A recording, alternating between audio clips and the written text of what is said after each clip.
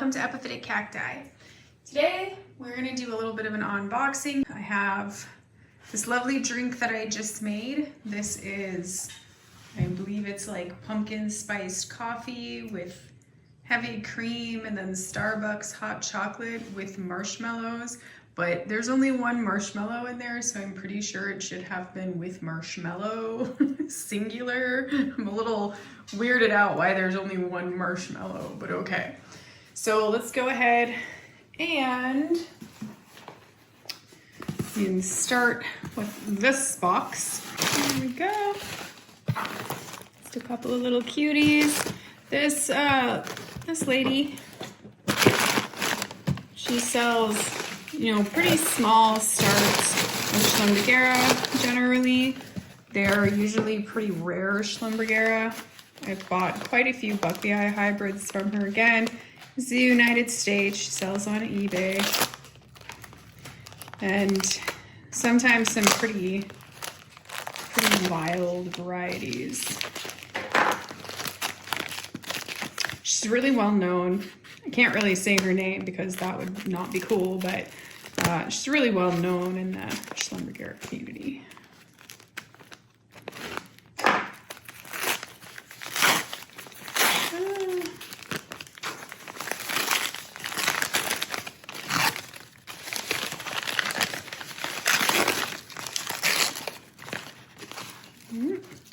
There you go. Here's a real sweetie. This would be Madison. Anybody knows what Madison looks like knows that's pretty amazing. And we got dirt on the table. Really, these little starts is really all you need. They grow really fast generally. There are a few Schlumbergera that are a little bit slower, but let's be honest, even slow ones aren't really that slow. Dirt falling out. Well, this guy looks like he had a little bit of a rough time. He's a pretty small cat. Like I said, probably be okay. It's like two little cuttings in there. This one is called Poem. Never even heard of that one. So, like I said, again, usually not the most. I've seen her sell some that are kind of common, but usually not. Usually they're the unusual. Oh, that one came out nice. Look, I get a bud. Yay! This one's very obviously a queen. This one is Chiba Etan. I'll pretty much just take those guys and put them outside in a nice shady spot. It's still warm enough that I can do that, and they will just do wonderful things. Even the one that looked like he was a little bit rough, I guarantee you will be just fine. If I pull off the little damaged clades, they'll come back just fine. I have another real treat I imported from Germany twice this year. I haven't done unboxings for the other ones, usually because the unboxings, they are kind of sad when I'm doing an unboxing for things like the smaller epiphytic cacti like Rhipsalis. They don't travel well, so a lot of times they look really bad. But there was something that came up at Kakteen-Haage that I noticed, and I was like, yeah, we need to place another order. So I placed an order here, and this is all small epiphytic cacti. All your paperwork here, it all gets put on the box. So your import permit, the packaging list, all of that stuff, so that whenever it goes through the inspection station, it's a lot faster, you know, for it to get through, and all that paperwork is right on top of the box like that. Usually what they're looking for there is they're looking for the package contents to match your import permit, the genus that are on your import permit. It's always weird that I sometimes order plants that I already have. I mean, it's not really weird because mostly I'm investigating things, so I do that kind of quite a bit, so. All right, let's see what we see here. First one. Yeah, being a little rough. Got berries. Yeah, so it's kind of, oh, there's another one in there. This one's looking a little bit better. So, and this was really fast shipping, but I'm telling you, these small epiphytic cacti, if they aren't like done just so, they can have a really rough time traveling. So this is Rhipsalis Pachyptera. These will be just fine, I guarantee it. This is a real easy grower.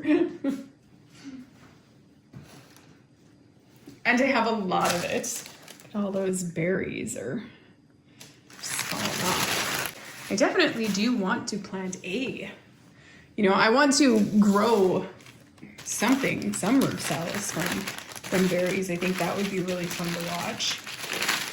I think it takes a long time, but like once they do it, man, they really do it. So here we see, well, I kind of think that this one is supposed to be Rhipsalis Pfeiffera subspecies Shaferi. Now, that's no longer a valid name, which is okay. I believe that this was moved to its own species. Oh, there's another one in there. It's very own species status. So that is lovely. And you can see it's always kind of a funny thing because generally the nursery, if you go to the nursery, you can buy these and they would be little like rooted plants. But because whenever you're doing an import, you can't import soil. So that's why they have to do like a massive amount of cleaning. They do this special cleaning to get all of the soil off, as well as the pest treatment to get all of the pests off, so we don't accidentally import invasive bugs or something bad in the soil. There we go.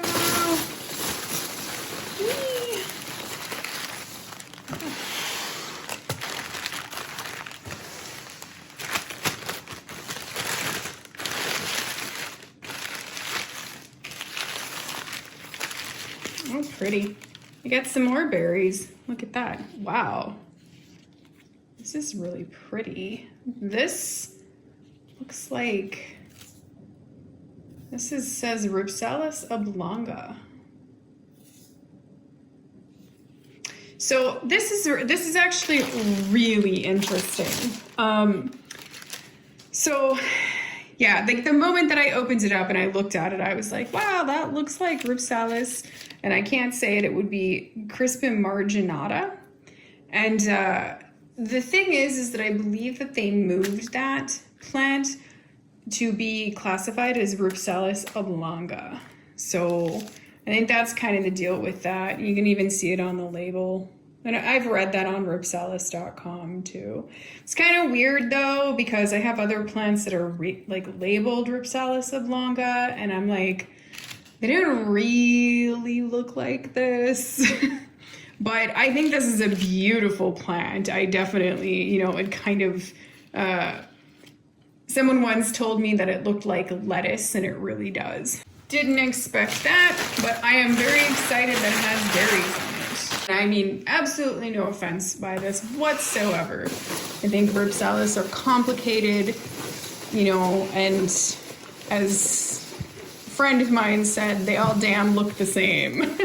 So, which isn't true, but it can feel that way. Even though these came from literally like the oldest cacti nurseries ever, that doesn't necessarily mean that they are all perfectly labeled or correctly labeled. Here's these guys, and you can see, there's a little bit of, yes,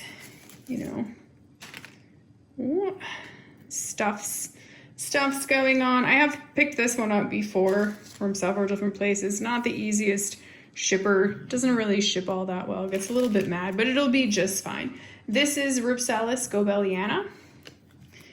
And I think in the last tour video that I did, the little walkabout video, there was, oh, another berry. there was a plant that I refused to name. I just decided that it was an unknown. That's because I keep seeing, that's because it's always labeled Rhipsalis Goebeliana, but I don't think that it is. I don't know what it is. You know, people are like, oh, well, you know, maybe it's Megalantha, but I've seen the bloom and that seems unlikely, so I don't really know, but this is the Rhipsalis Goebeliana that I'm accustomed to seeing. Looks like this. And you can see the leaves are smaller and they're a little bit different. I have a few of these, so I have healthier ones, but yeah, that's cool. And in my experience buying from a reputable nursery like this, a much larger ratio of the plants will be labeled correctly. So, oh my goodness gracious. Oh, that is beautiful. Wow, this is a little bit different looking. It's kind of desiccated, but look at how pretty. Oh my goodness. I have like this weird obsession with this. This is going to be interesting when we see this one get a little more plump. But this is Rhipsalis Dissimilis. And I did the video on this, and it definitely is Rhipsalis Dissimilis. You can see here. But if you look at this clone of this, does it ever bear strong resemblance to Rhipsalis trigona? Man, that is so pretty. I am way excited to have another one of these, and it looks different, a little different from my other one. Oh, it's cool. Kind of looks paradoxish. So cool. I love it. Really, really awesome. I'm going to be excited about that one for the rest of my day. And that's why I import sometimes. I buy tons of them here too, but you know, sometimes too it's complicated because sometimes in the United States what will happen is that there will just be one clone that is really widespread of something. And so like if your species isn't one that can self-pollinate and it has to have another clone to pollinate with, that can be really complicated. So sometimes it's, you know, if that's where you're trying to go with that, it can be beneficial to import from other countries where the potential is that there is a different clone there. There are some of them though where legitimately only one species was ever wild collected, so that's kind of crazy. Look at that. Interesting. This one is Rhipsalis Floccosa subspecies Pittieri. This is not a subspecies anymore. This is classified at its very own now. And I have so much of this plant. Saw it in my tour video. I went bananas over how beautifully it was growing. Well, look at these. So once again, this is something where I would just get it from a different country just to sort of investigate, curiosity.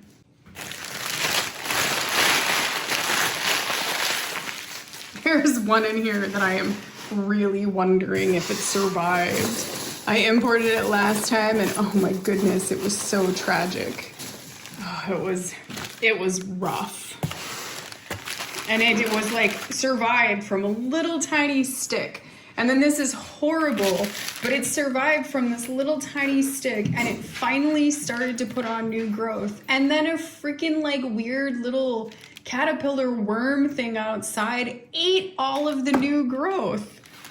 So I relocated the little caterpillar worm thing, and then much to my surprise though, a whole bunch of new branches sprouted after that. So it all worked out. Oh, I have another Rhipsalis Oblonga for some reason. One little thing fell off. Very dry. This guy feels weird anyway, but it feels even weirder when it's a little desiccated. I mean, it's truly a gorgeous Rhipsalis, though. If I remember, the paper that I read on that one was saying something along the lines of whenever they did the genetic testing to classify Rhipsalis, there was a little bit of an issue with that one specifically. I think that they couldn't really get it to, they couldn't classify it. So if memory serves, I could be wrong, but I thought that's what I read.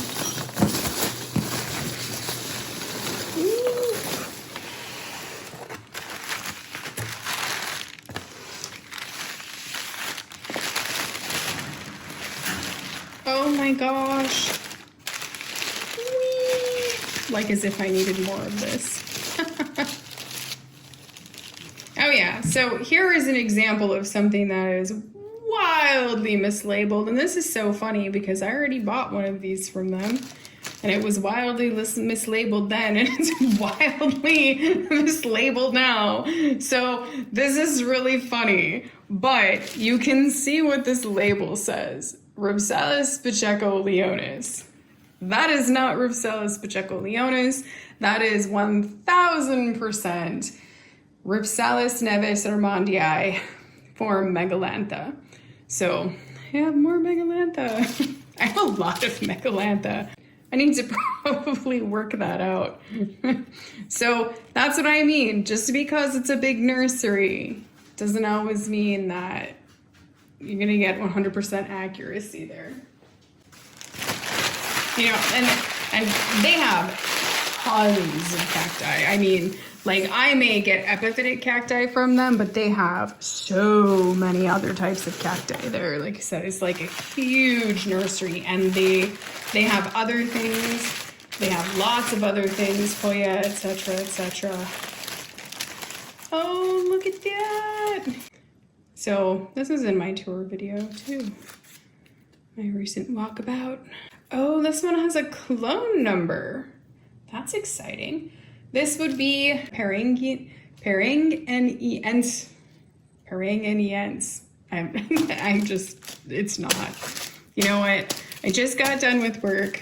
My brain is very sleepy right now, but there we go. I got some more of that, like as if I needed it. But, you know, like I said, sometimes it's about trying to find, hopefully, another clone, or, you know, I prefer having them with the clone IDs like this JB97110. I prefer that.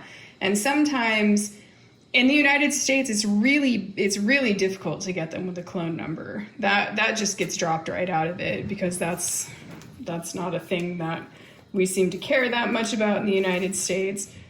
Conservatories and stuff do, but generally I don't think we're as serious about that kind of stuff in the United States, so the clone number gets dropped an awful lot. So that's one other really cool thing sometimes about importing. Sometimes they get a clone number. It's not really a number, I mean, it's an ID, but yeah. Let's see. Ooh, this is a light one.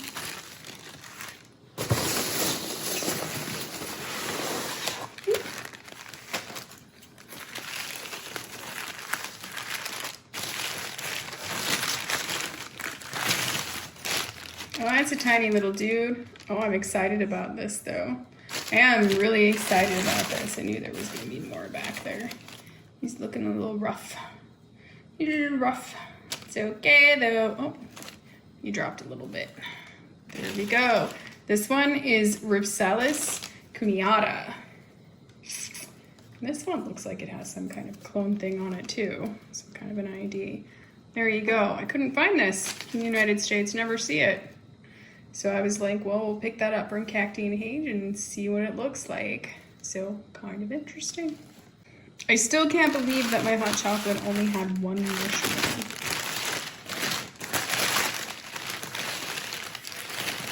Oh.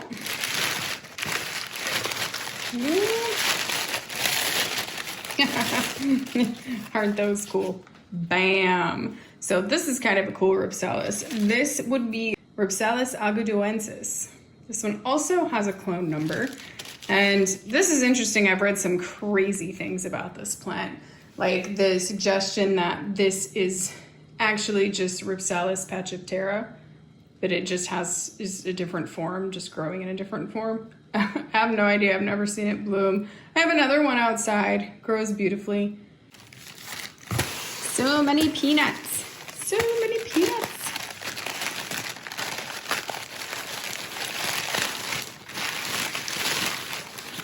Oh, there we go.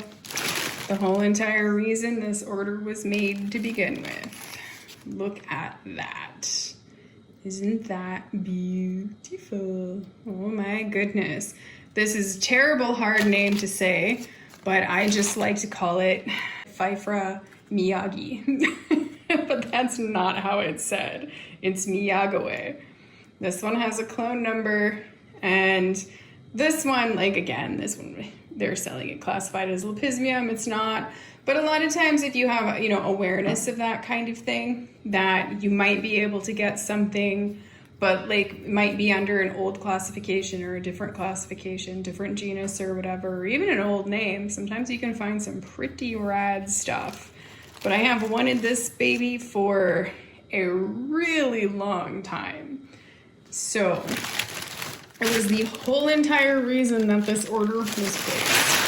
Is because I was doing something and I don't have the slightest idea.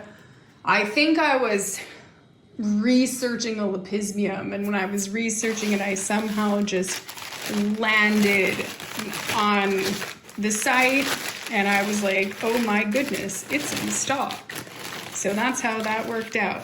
And I may have ordered more than one. Perhaps I ordered more than two. Ouch! So that one's dangerous. Those Pfeiffera are dangerous. Yeah, so isn't that exciting and so cool? That one is like a dangerous, it's one of the dangerous kids.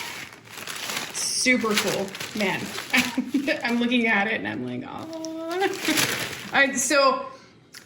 Anyone who's watched any of my videos knows that I have a very strong affinity for little orange flowers, and that one is just amazing. This is a really good idea of like these delicate Rhipsalis. Man, do they ever have a hard time in traveling. These ones that have like the thinner branches, it's rough. And this guy will survive though. He'll be just fine. He'll go outside, it's nice and humid, it's warm out there. The air will fix him up, and this one is supposed to be Rhipsalis Burchellii.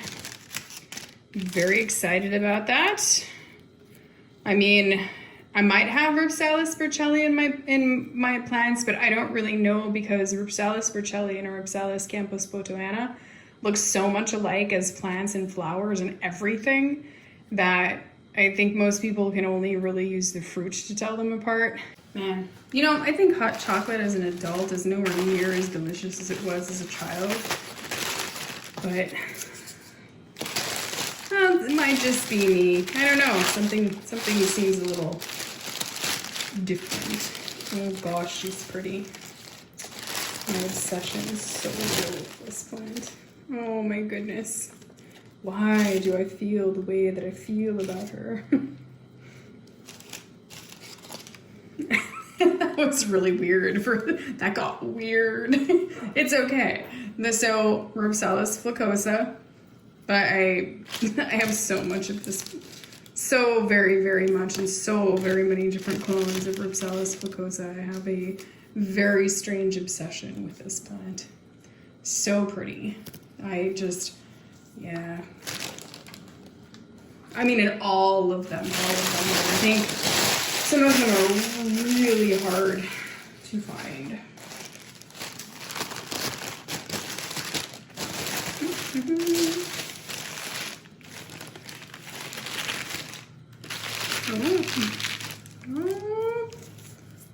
There we go, Rhipsalis punicio discus. So this is the one that last time I ordered it, it was basically a stick by the time that I got it. It was just this one dried up little twig remained of it. Very difficult to ship plant. So he will get planted and hopefully he will bounce back and be a beautiful, beautiful, beautiful little baby. Very, very weird. Oh, look at that. There's another one that's all just tucked back in here. This one I think they must know is fragile because there's 2 in an order. So one is actually 2 of these little guys. So yeah, nice to have more of that. You know, really hard to get it in the United States. It just is so hard to get in the United States. It's horrible.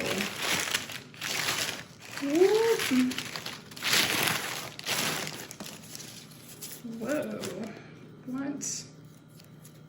This would be Rhipsalis, Floccosa, subspecies Tucumanensis. So I don't know about that. Doesn't really look like it, but we'll see. We'll see what happens with that. It plumps up and it blooms and stuff. It actually looks...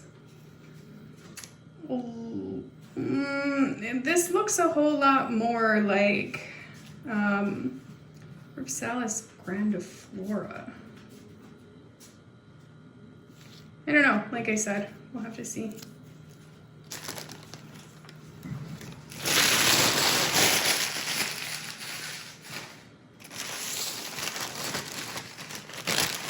Oh, there's a little.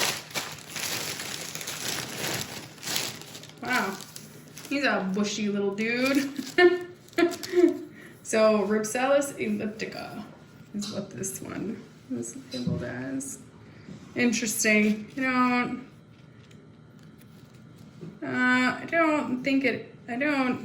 This is what I'm used to, something more like Rhipsalis oblonga looking like. I don't know what this is. It's pretty though.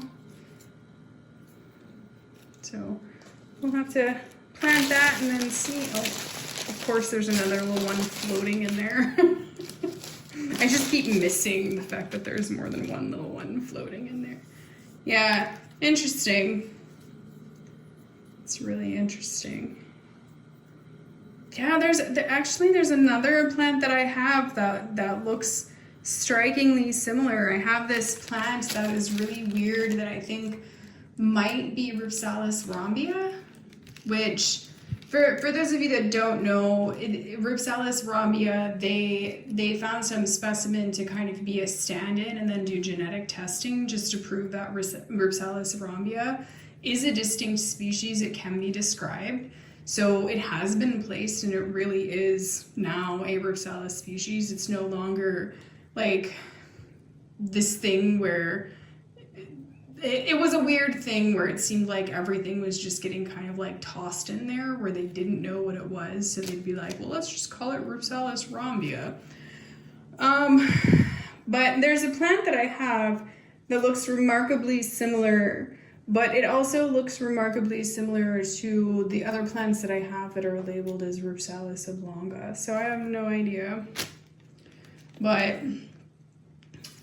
yeah, I definitely don't think that's Rhipsalis elliptica. So, but that's okay. I mean, part of the reason why I order a lot of these sometimes is, like I said, I'm just checking it out. And sometimes there aren't really a lot of pictures. Let's take another look at that baby. Isn't that nice? That is so lovely. So all I'll really end up doing is I'll end up, and I've done this before, but these I do treat a little bit differently, mostly because I hang them in the windows now. So what I do is I get kind of heavier but small. I'll open this up and get these. I believe these are 4-inch pots. I get them on Amazon. I usually get all of these on Amazon, with everything. And I think most of us are getting things on Amazon still. So I don't use these. I think they're trash. They just get wet and rot. But they usually call these like succulent planters. But yeah. So generally the vast majority of these guys, they will be planted in these, and they are ceramic. And I prefer them for a lot of different reasons. Same thing with all the little Schlumbergera. They go in these little ceramic. I have even like really, really tiny, cute ones like this for some of the Schlumbergera.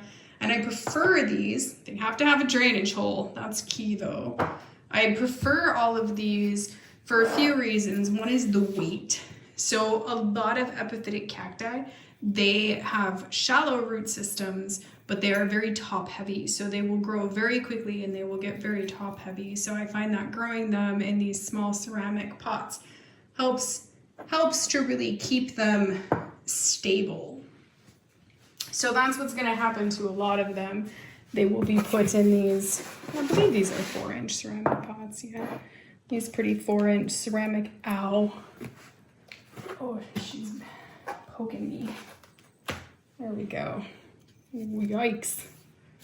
Yep, there you go. So in my standard epiphytic mix, I don't change anything about that for whether they're Rhipsalis or Schlumbergera or Disocactus or anything really. Even if they're the terrestrial ones, I don't change anything about any of that. And in some cases with some of these, like the Crispum marginata, like this one, there is enough of it and stuff that chances are I will put this in a like normal 6-inch hanging basket because it's a little bigger. And it's a little faster growing, you know, and these like this Burchellii, you know, it's real tiny. It can be potted in here like this, but might end up putting it like either in this or in a 3-inch one. You know, it'll have to be, if it gets potted in this, it will have to be transplanted fairly quickly because it will fill that fairly quickly. Yep. Those little dudes. These types grow really fast. They're not slow. So that's just kind of what will happen. They'll go outside. It's nice and warm. It's humid. Rains a lot. I won't, you know, I'll check on them to make sure that they aren't rotting and stuff like that, but they'll just bounce back easy peasy. And I think maybe in, you know, a while we can check in on them.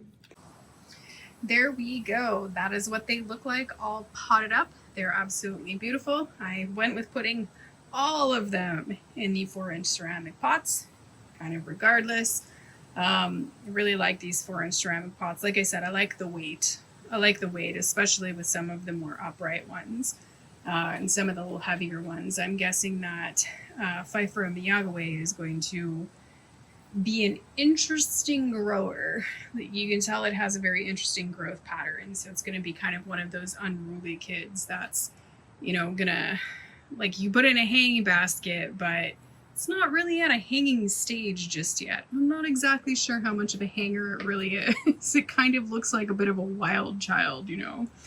So yeah, even the Crispum marginata, which apparently is Oblonga, is also in the 4-inch. I decided to put it in there. It fit nicely. So I think the reason why is because I have another plant of this. So what's going to end up happening is when they're all rooted, I'll probably combine them and put them in a bigger pot instead of putting that one in a bigger pot now and then having to hassle, you know, the big hassle with it later. Definitely want to say here that I'm very happy to have Pfeiffera Miyagawae in my collection, and I definitely am very happy to have another Rhipsalis Dissimilis. I have a few of them.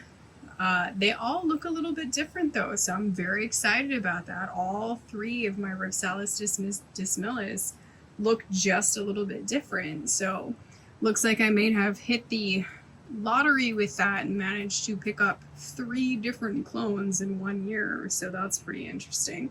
They're all a little bit different, they're all a little bit similar though, but this one in particular is just, man, it's the definition on it and everything is just absolutely gorgeous. It's just gorgeous. So one of my favorite Rhipsalis for sure. What's going to happen now is that these three little Schlumbergera are not going to be included in this. So we're going to take those guys out of there. And then I'm going to come out here and I'm going to put my hose on the mister and I am going to give these guys a very proper spray down. Now, I might not normally do that, but I do find that ones that have been traveling like this, they're proper calloused over. You know, I'm not worried about rotting them or anything like that. One of the benefits of epiphytic cacti is that they can absorb moisture in the air. So just because these guys don't have roots doesn't mean that they can't find a way to pull the moisture out of the air and plump up a little bit and look a little bit happier after their long travels. So I'm going to do that, and these guys will be underneath the pergola in the shade for maybe a week, maybe 2 weeks before I take them. And then, you know, they've been in a box for like, this is the fastest shipping I've ever seen on these. So I think they've only been in a box for like a week and a half or something. These got here really fast. So because of that though, I can't just put them out in the sun. They will just fry. So they'll stay under the pergola for a week or two and adjust to being back out in the light of day, you know, in a nice shady place where they aren't getting a lot of direct sun. And then they'll get moved into a sunnier part of the yard so that they can, you know, really start to reestablish themselves.